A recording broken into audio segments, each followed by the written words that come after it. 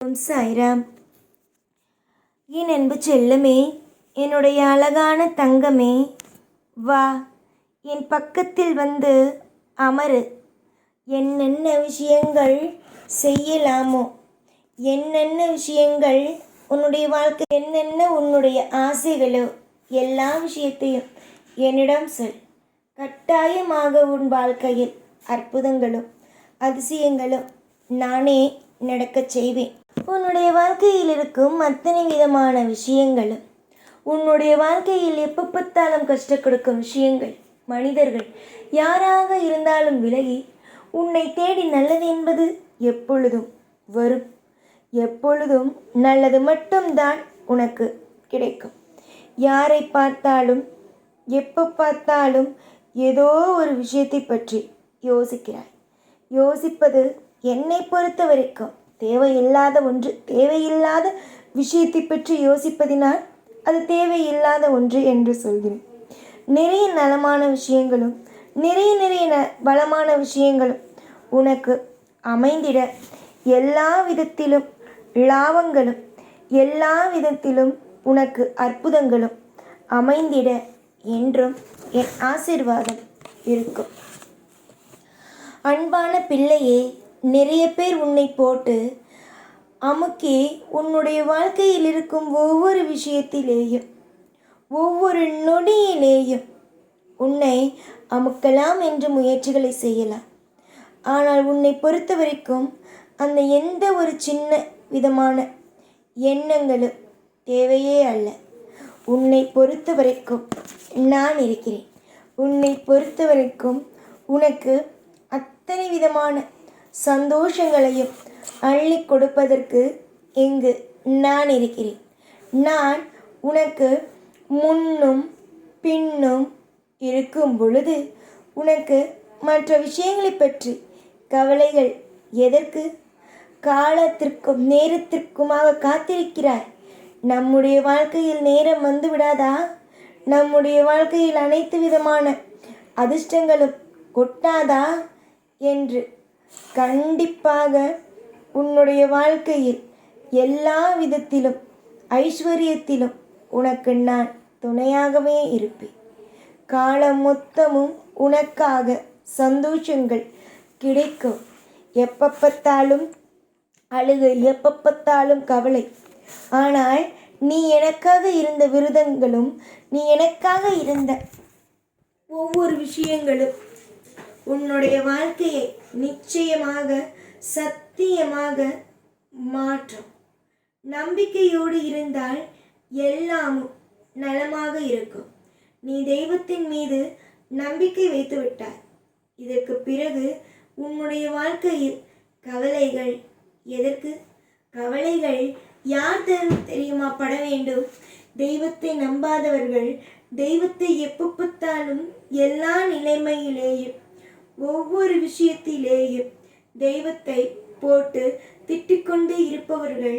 எனக்கு தெய்வம் உதவி செய்யாது, எனக்கு தெய்வம் ஒன்றும் செய்யாது என்று இருப்பவர்கள் மட்டுமே தான் கவலைப்பட வேண்டும்.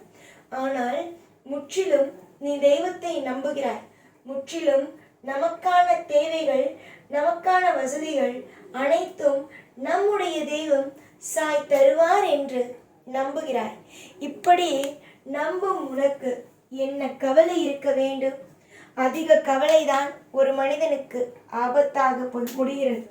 அதனால் எப்பொழுதும் அதிக கவலைகளோடு இருக்காதே. அதிகமான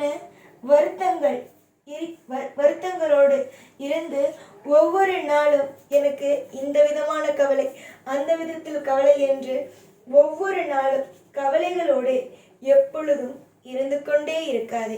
ஒரு மனிதனுக்கு கவலை எப்பொழுதும் நல்ல விஷயத்தை செய்யுமா என்று கேட்டால் கிடையாது. அது தேவையில்லாத விஷயத்தில் கொண்டு போய் செலுத்துமே தவிர உன்னை நல்ல விஷயத்திற்கு கொண்டு வராது. ஆனால் நான் உன்னை நல்ல விஷயத்திற்கு கொண்டு வருவேன். ஆனால் நான் உனக்கு தீய விஷயங்கள், தீய பழக்கங்கள் இல்லாமல், எந்த ஒரு ஆபத்தும் உன்னை நெருங்காமல் நான் பார்த்து கொள்வேன்.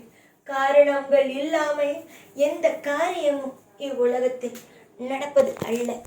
இன்றும் சரி, என்றும் சரி, உனக்கான நலமும் உனக்கான வளமும் இந்த தெய்வத்திடமிருந்து கிடைத்து கொண்டே இருக்கும். நீ நினைக்கிறாய் தெய்வம் நமக்கு எவ்வளவு விரதம் இருந்தாலும் செய்யப்போவதே இல்லை என்று. ஆனால் அப்படியல்ல, தெய்வம் செய்யும். நீ கேட்டாய் என்றால் கண்டிப்பாக தெய்வம் செய்யும். அதை நீ நம்பினாலே போதும். எத்தனை நாள் நம்பாமல், எத்தனை நாள் கவலை, வேதனை என்ற ஒன்றுக்குள்ளேயே இருப்பாய்? அமைதி காக்கவும் சந்தோஷம் வரும். உன்னுடைய வாழ்க்கையில் நலங்களும் வரும். விருப்பம் எப்பொழுதும் அமையும். சில பேர் சொல்வார்கள், நீ எவ்வளவோ செய்கிறாய், உனக்கென்ன, உன்னுடைய விருப்பத்தை எல்லாம் அந்த தெய்வம் என்ன நடத்தி வைக்கிறது, நீ எதற்கு தெய்வத்தை வணங்குகிறாய் என்று அப்படியே உன்னை போட்டு குழப்பி விடுவார்கள். ஆனால் இந்த மாதிரியான விஷயங்களை பேசுபவர்களை பக்கத்தில் வைத்துக்கொள்வதை விட தூரமாக வைத்துக்கொள்வது மிக மிக சிறந்த ஒரு விஷயமாக ஆகும். நீ எதுவாக இருந்தாலும், எந்த நிலைமையில் இருந்தாலும் ஒன்றே ஒன்று தெரிந்து கொள், தெய்வம் உன்னை கைவிடாது. சோதனையான காலத்திலும் உன்னை தூக்கி விடுவதற்கான முயற்சிகளையும், தூக்கி விடுவதற்கான, அதாவது நல்ல காரியத்தை செய்வதற்கான அனைத்து ஏற்பாடுகளையும் செய்யுமே தவிர, உன்னை இறக்கி வைத்து மற்றவர்களுக்கு மத்தியில் உன்னை தலை குனியும் அளவுக்கு எந்த தெய்வமும் எப்பொழுதும் உன்னை காலத்தை கஷ்டமாக மாற்றாது. எப்பொழுதோ நீ முன்னேறி இருக்க வேண்டும். ஆனால் இப்பொழுதுதான் கொஞ்சம் கொஞ்சமாக முன்னேறுகிறாய். கண்டிப்பாக உன் வாழ்க்கையில் எல்லா விதத்திலும் செழிப்புகளும் உண்டாகும். என்னை நம்பிக்கொண்டு ஒவ்வொரு காரியத்திலும் இறங்கிய நீ இனி வரும் காலத்தில் எல்லா விஷயத்திலும் சிறப்பாகவும் சுபத்துவமான காரியத்திலேயும் இருப்பாய். நலம், வளம், ஐஸ்வர்யம் என்று எல்லாம் இனிவரும் காலத்தில் உனக்கு கிடைக்குமே தவிர, உன்னுடைய வாழ்க்கையில் ஐஸ்வர்யத்திற்கோ இல்லை மற்ற விஷயத்திற்கோ ஒரு நாளும் ஒரு பொழுதும் குறை என்பது வராது. குறையில்லாத விஷயத்திலேயும் குறையில்லாத சௌபாக்கியத்தோடும் நீ வாழ்வது உறுதியான, அது முடிவெடுத்த விஷயம். இனி எடுத்து வைக்கும் காரியத்தில் வெற்றிகளும் ஐஸ்வர்யங்களும் உண்டாகட்டும். எல்லா விதத்திலும் பாரங்களும், எல்லா விதத்திலும் உனக்கான தேடல்களும் அமையட்டும் என்று வாழ்த்துகிறேன்.